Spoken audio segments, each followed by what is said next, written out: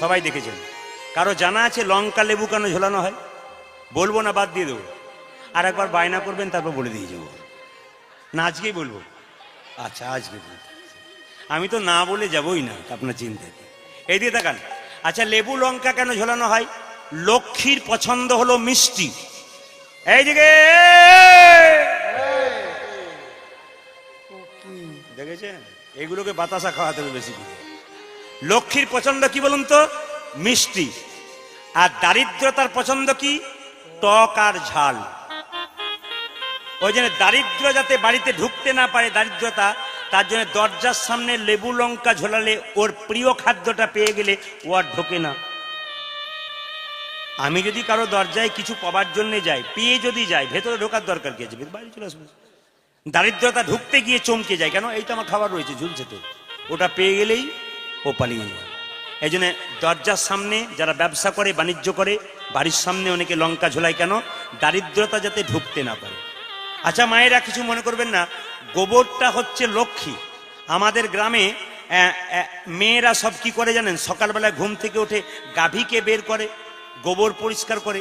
কলকাতার একটা মেয়ে একটা কুকুরকে কোলে নিয়ে ওর মাসির বাড়ি বেড়াতে এসছে। জিজ্ঞেস করছে, ও দিদি, আমি কেমন টমকে নিয়ে ঘোরাঘুরি করছি, আর তোমরা খালি গাভীর গোবর নিয়ে কারবার করছো, গাভী নিয়ে কি তোমাদের কাজ? এই জন্য তোমাদের পাড়া গ্রামের মেয়ে বলে তোমরা গেঁয়ো হয়ে গেলে। এই দিকে তোমরা গেঁয়ো হয়ে গেলে। তখন মেয়েটা উত্তর দিচ্ছে, পাড়া গ্রামের মেয়েটা, দিদি, আমরা সকালবেলায় গাই গরু নিয়ে কারবার করি, আমরা গায়ের দুধ দিয়ে চা খাই, তোমরা কুকুর নিয়ে কারবার করো, নিশ্চয় কুকুরের দুধের চা খাও না। যেমন প্রশ্ন সেরকম তার উত্তরও পেয়ে যায়। ওই জন্য মায়েরা সবাই লক্ষ্য করুন, যে যেখানে বসে আছেন, সকালবেলায় ঘুম থেকে উঠে তার স্ত্রী যখন গোবর জল ছড়া দিয়েছে, ছুটে গিয়ে বলো, কই গো ভরণী, মহাপ্রভুর আশীর্বাদে ছুটে এলাম। একটা ছোট্ট কুটির তৈরি করলো, গোপীনাথের মন্দির তৈরি করলো। মায়েরা, যাদের টাকা আছে তারা মন্দির করবেন, যাদের নাই তারা কি করবেন? যাদের টাকা আছে তারা মন্দির তৈরি করবেন, যাদের নাই তারা কি করবেন? শাস্ত্র কি বললো? মনটাকে মন্দির করুন। ভগবান বললেন, মান মানা ভাবা, যে তার মনটা আমাকে দিতে পারে, আমি তাকে সব দিয়ে দিই, শুধু মনটা দিন। এই যে হরিনাম শুনছেন, আপনার মনে কি ঘুরঘুর করছে? প্রদীপ পাল বুঝতে পারছেন, একজন বুঝতে পারছে, তিনি হচ্ছেন ভগবান। এই জন্য মনটা যদি গোবিন্দকে দিতে পারেন, যতক্ষণ বসে থাকবেন গোবিন্দের দিকে মনটা রাখবেন, দেখবেন মন যদি গোবিন্দকে দেন, আপনাকে গোবিন্দ অঠেল দিয়ে দেবেন।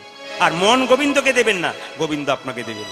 এই জন্য মুকুন্দ সরকার কি করলো? ছোট্ট একটা গোপীনাথের মন্দির তৈরি করলো, একটা পাতার কুটির দিয়ে। প্রত্যেকদিন গোপীনাথের ভজনা করে। কিন্তু সেই সময় মালদা থেকে একজন মুসলমান, তার নাম নবাব হোসেন শাহ, তার পেটে যন্ত্রণা হয়েছিল, কোনো মতেই পেটের রোগ ভালো হচ্ছে না।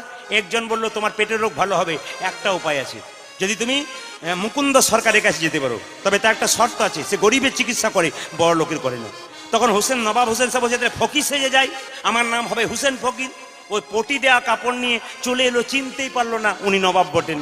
এসে বলছে, এই যে বাবা, একটু দরজাটা, রাস্তাটা পরিষ্কার করো তো, আমার পেটে খুব যন্ত্রণা। আগে দাঁড়াই, প্রচুর লোক দাঁড়িয়ে আছে। সামনে গিয়ে দাঁড়িয়ে দেখছে মুকুন্দ সরকার সকালবেলায় বসে বসে গোপীনাথের ভজন করছে। আপনাদের একটা কথা বলে রাখি, ভোরবেলায় যে স্নান করে ওটা ঋষির স্নান। ভোরবেলায় যে স্নান করে সূর্য ওঠার আগে, ওটা হচ্ছে ঋষির স্নান, ব্রহ্মা মূর্তি। আর তারপরে যে স্নান করে, মোটামুটি ধরুন মানে ভোর 4টে থেকে যদি 6টা পর্যন্ত কেউ স্নান করে, বা 7টা পর্যন্ত করলো, ঋষির স্নান। 7টা থেকে 10টা যদি করে, ওটা কার স্নান? দেবতার স্নান। আর 10টার পরে 12টা কি 1টা পর্যন্ত যদি কেউ করে, ওটা মানুষের স্নান। তারপরে যদি কেউ স্নান করে, ও তো রাক্ষসের স্নান। তো লক্ষ্য করুন, মুকুন্দ সরকার সকালবেলায় ঘুম থেকে উঠে পবিত্রভাবে স্নান করে ভগবানের পুজো করে, তারপর কাজ করে। এই জন্য যারা কীর্তন শুনতে এসছেন, যারা ব্যবসা করেন, বাণিজ্য করেন, আপনাদের নিয়ম হচ্ছে প্রত্যেক দিন সকালবেলায় ঘুম থেকে উঠে প্রথমে স্নান করার পর পবিত্র হয়ে ভগবানের চরণে পুষ্প দিয়ে, অর্ঘ্য দিয়ে, তারপর আপনি ব্যবসা শুরু করুন।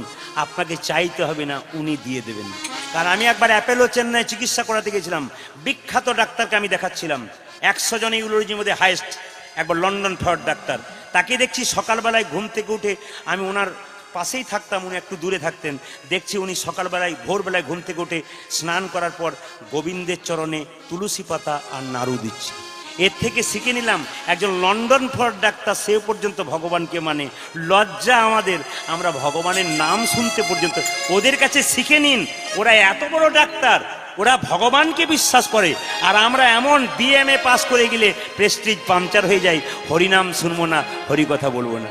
এই জন্য মুকুন্দ সরকার একটা